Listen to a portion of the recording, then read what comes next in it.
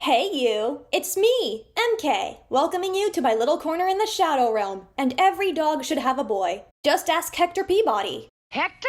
That's my first name, Sherman. So let me open with a funny little story. I have two earliest memories I can recall at around 2 to 3 years old. One of them is watching Noggin during the Feet Face era. The other is going to Applebee's when the kids menu was themed around Jay Ward cartoons. I was fascinated by a certain little red-headed kid and the funny dog with glasses who tisk-tissed at him. We took the plastic cup with the dog and his boy home, but we eventually got rid of it and I never thought of them again. I didn't even bother to figure out where they came from before my brain locked the memory away. Fast forward to 10 to 12 years later, around late 2013, early 2014. I'm going to the movie theater with a friend when suddenly, on one of those huge cardboard 3D posters that towers over you, I saw him. That memory instantly came rushing back once I saw that face, to the point where I nearly collapsed on the ground. Someone I never thought I'd see again found his way back into my life long after I had forgotten him and his son. A true moment of serendipity. Most people seem to believe Mr. Peabody and Sherman would flop, and it's easy to see why. Jay Ward movie adaptations are cursed. George of the Jungle split audiences down the middle, nobody liked Dudley Do-Right, and nobody liked The Adventures of Rocky and Bullwinkle except me. I thought it was funny.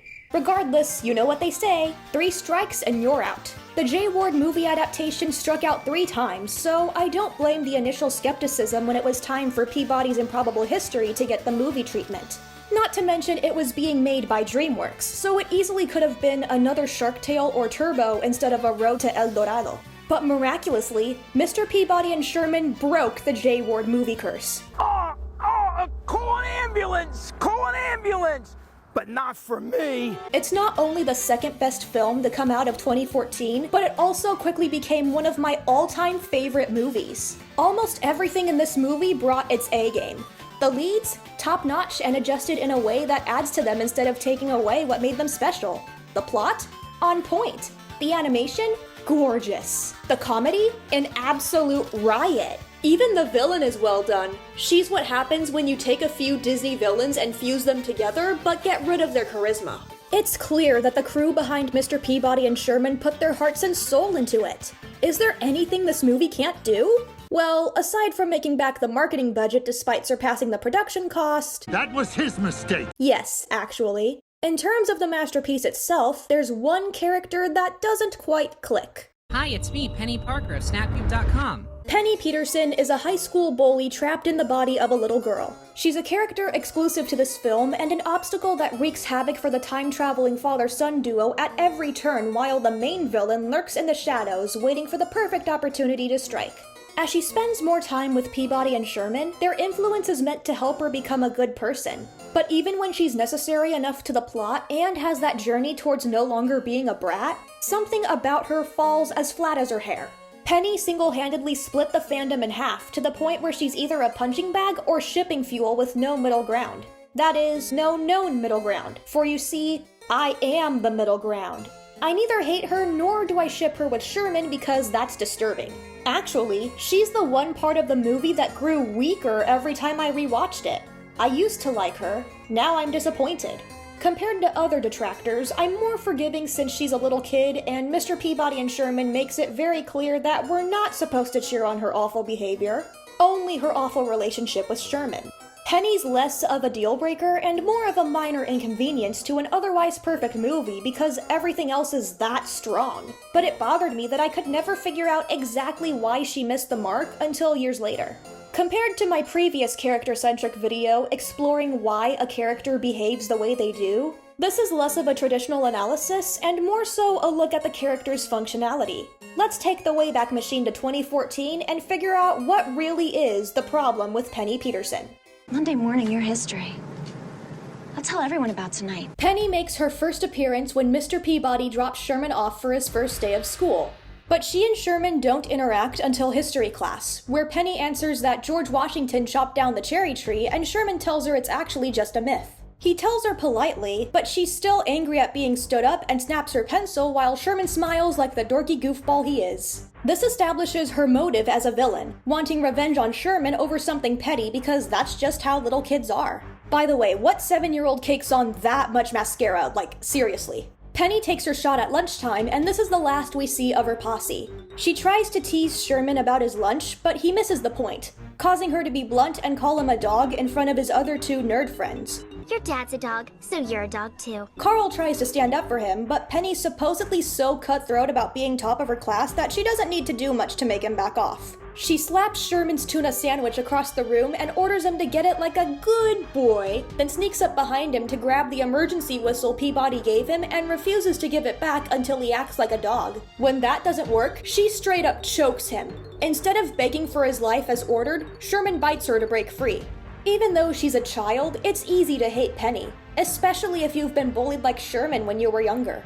Her establishment as a villain is well done, especially since her bullying Sherman is what gets Mr. Peabody in trouble, as the Sea Queen of Scar herself ignores Penny being the instigator due to her prejudice against anthropomorphic talking dogs. It's normal for children to tease. It's not normal for them to bite. She uses Sherman's biting as an excuse to raise concerns about Hector fathering a human boy. She threatens to take Sherman away from him the next day if she deems her house inspection unfit, simultaneously building herself and Penny up as genuine threats to the Peabody family.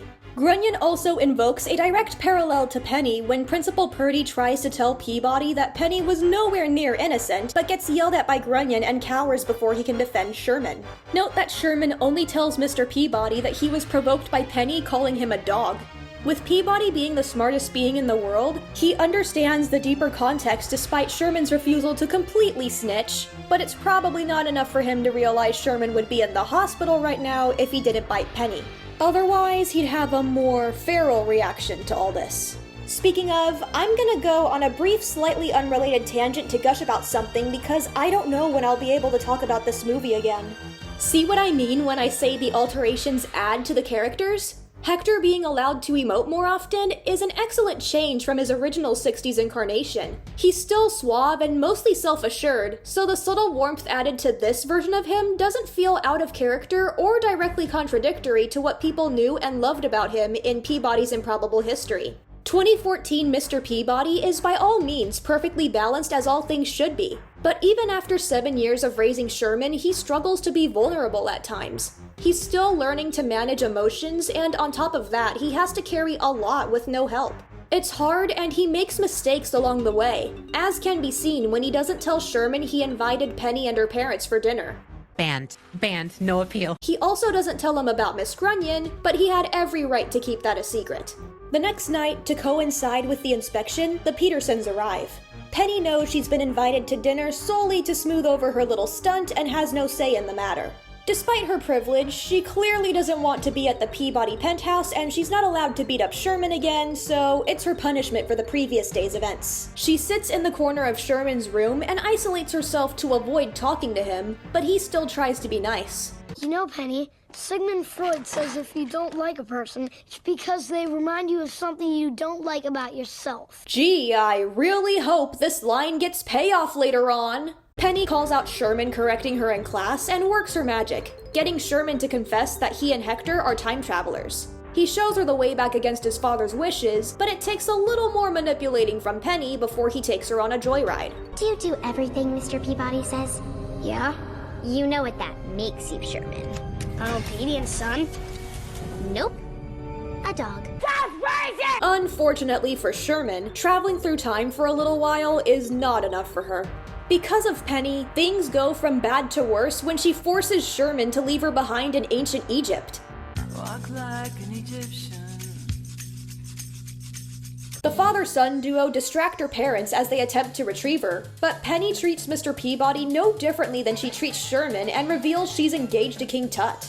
This pinpoints a weakness in Penny. She might be a bratty half-pint, but she also doesn't fully think things through. She focuses solely on personal gain and ignores the negatives, which prove to be costly with Tut dying young. Yes, she'll inherit everything, but she'll also be killed immediately to join him in death.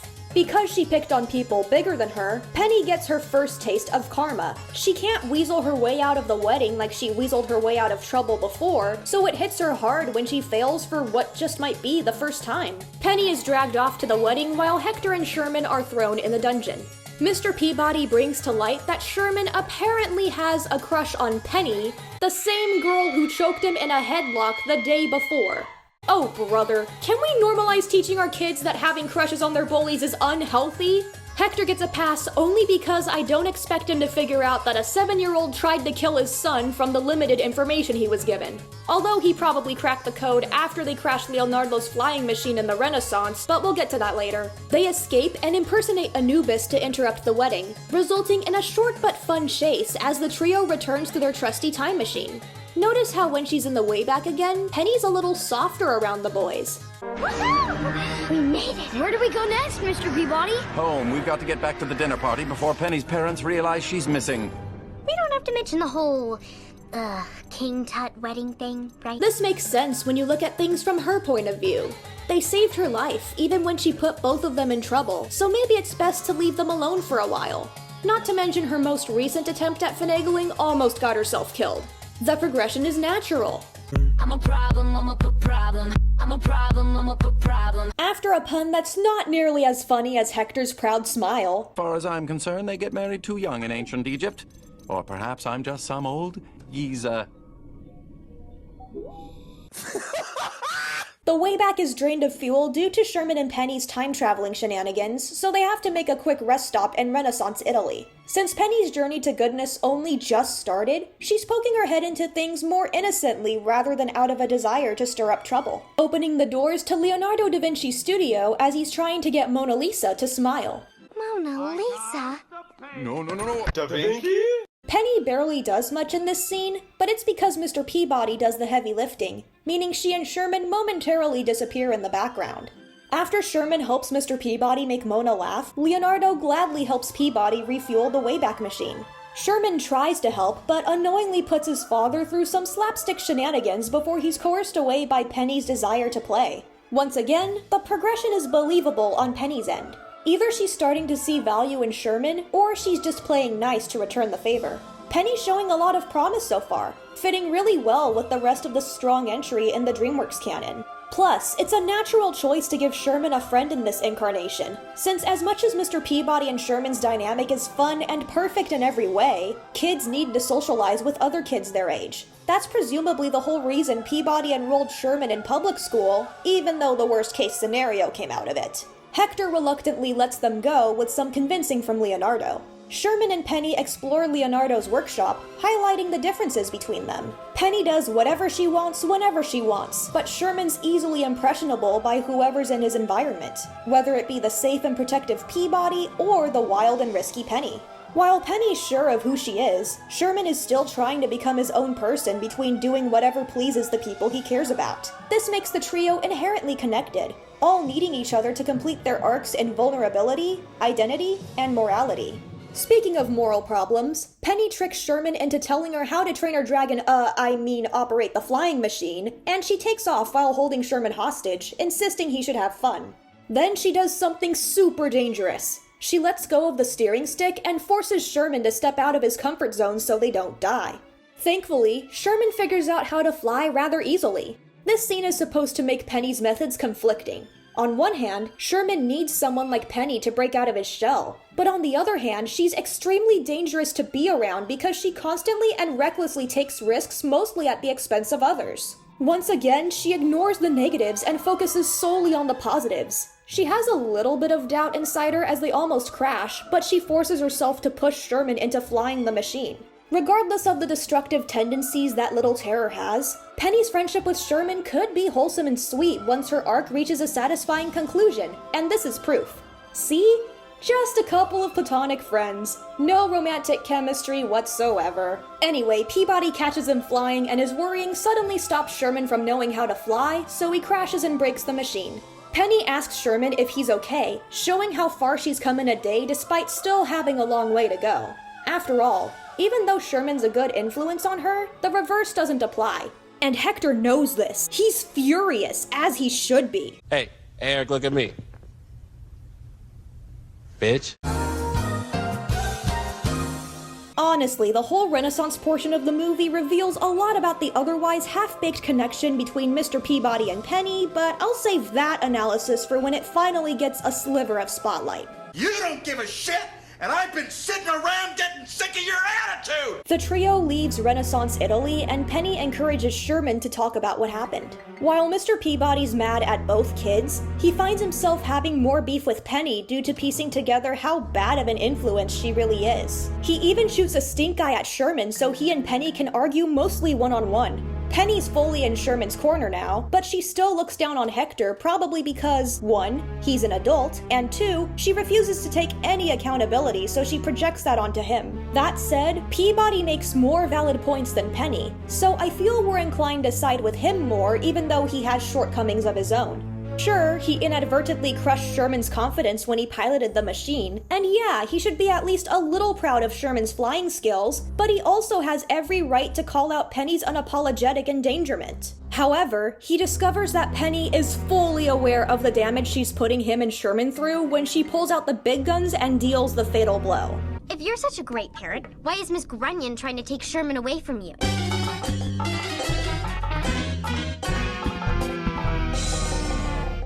This, ladies and gentlemen, is the point of no return for Penny. Everything goes downhill and falls apart from here. This one statement is a brief relapse to her bully behavior, and aside from putting Sherman in a headlock, it's her harshest moment. Like I said, she made amends with Sherman, but puts in no effort with Mr. Peabody, who she knows is going to get hurt just as badly, if not worse, due to her violence against Sherman. How did she even know about it? Plot convenience, of course. But for implication's sake, I'm banking on her overhearing her parents talking about Miss Grunion's scheme instead of telling her themselves. She's 7 years old. Why would you tell your kid a family is going to be broken apart because of them? What kills me about this line is that we don't get to see her reaction after she says such an awful thing. Was it a genuine question? Did she ask it specifically to hurt him? Did she say it in the heat of the moment only to instantly regret it? What were you thinking, Penny? What were you thinking? And Hector, don't make her think she's got a point. This at least warrants a quiet you. You know Grunion's only coming after Sherman because of her. Penny's low blow causes another argument between the father-son duo as they're about to enter a black hole. Penny stays out of it. I'm not sure if she's shocked by the situation she created or if she's mostly scared of almost dying again. But the heat is over 100 degrees and Sherman runs away as soon as the Wayback crash lands in the Trojan War. He's gone. Where are we anyway? Oh no.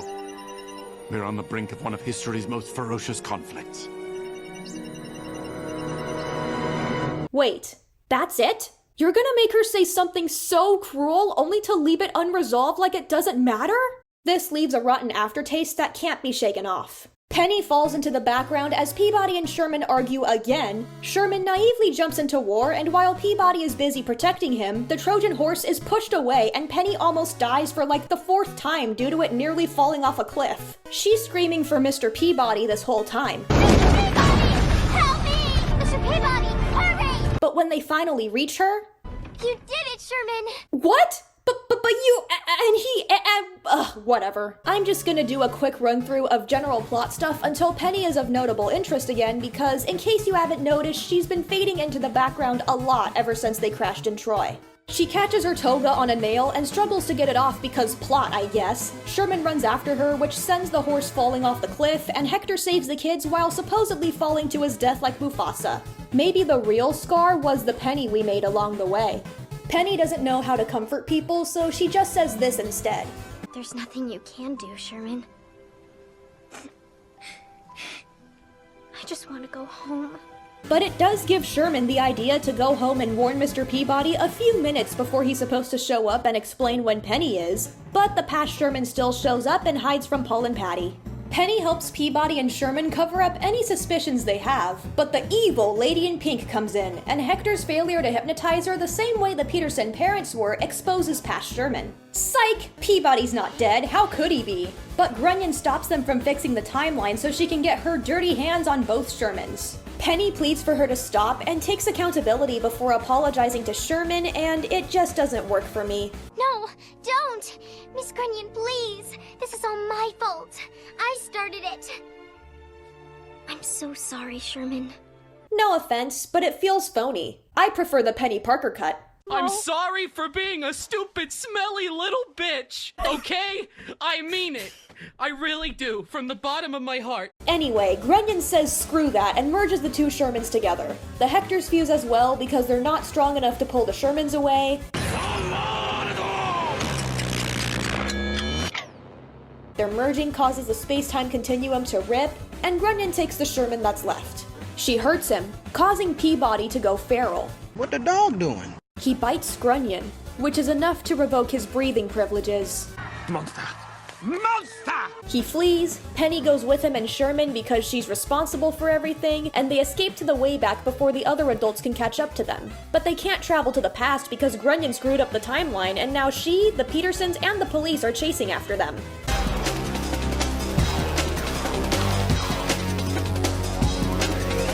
The past is falling into the present with varying degrees of adapting. Sherman forces King Tut off the windshield because he's now an obsessive ex-boyfriend.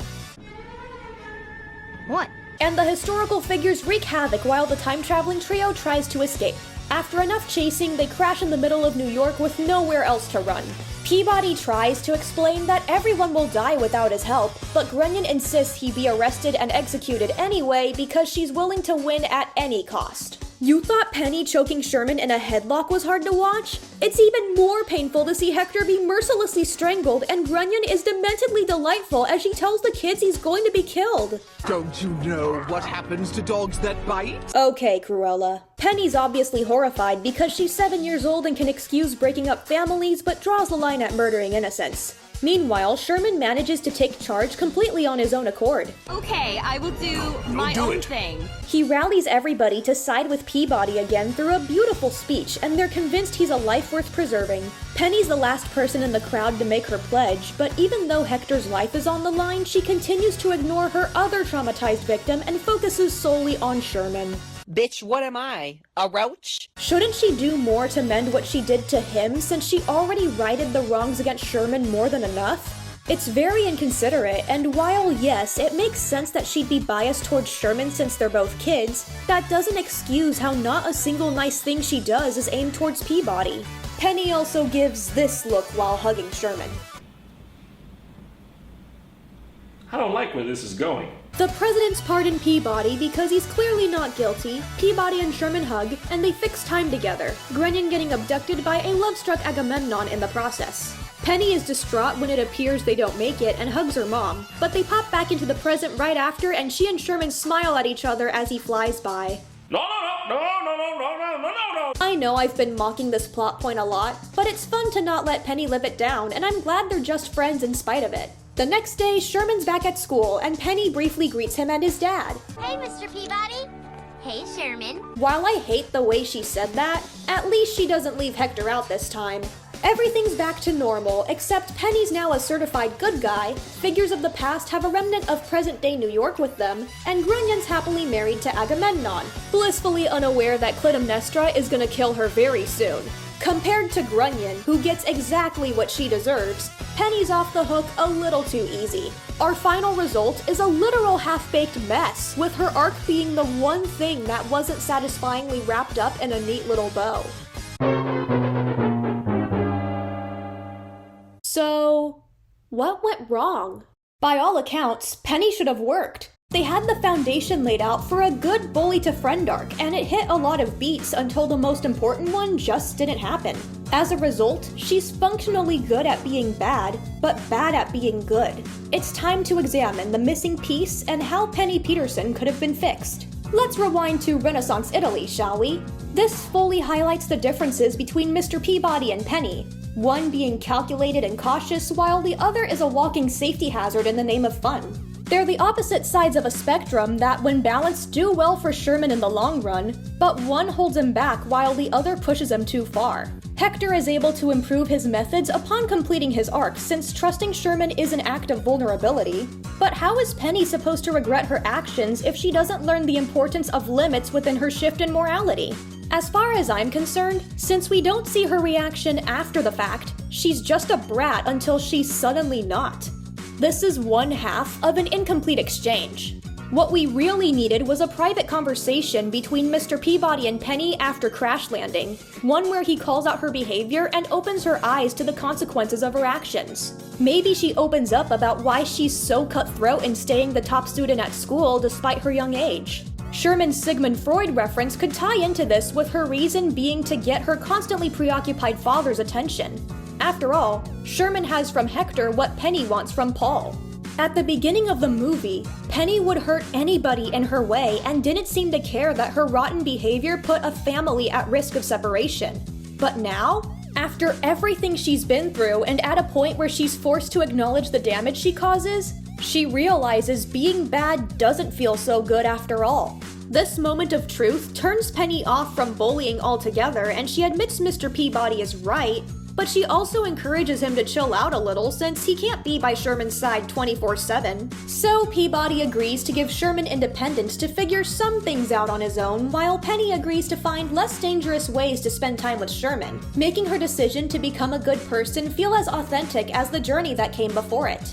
This scene would have also provided a proper bonding moment between them. That way, Hector doesn't come off as an afterthought to Penny in the third act. Her only apologizing to Sherman makes sense, as she would apologize to Peabody here, then tweak a few details like having her back up Peabody in the Trojan horse, smile at Peabody when she hugs Sherman, and get a hug from Paul instead of Patty after the timeline's fixed. All Penny needed was this one scene to make her development satisfying and just as great as everything else Mr. Peabody and Sherman has to offer. It especially sucks after looking through The Art of Mr. Peabody and Sherman, because there's this one image that suggests we could have gotten a similar scene to the one I storyboarded for this video, only for it to end up getting cut. Probably for time, since this movie's a couple minutes over the typical 90 runtime, but they could have just cut the slapstick scene before Penny invites Sherman to explore Leonardo's workshop with her. If that was the case, I either wouldn't be talking about Penny right now, or I'd have talked about her being a misunderstood redemption arc. But alas, she's a great unfinished symphony, and it doesn't do any wonders for the few continuations this movie has.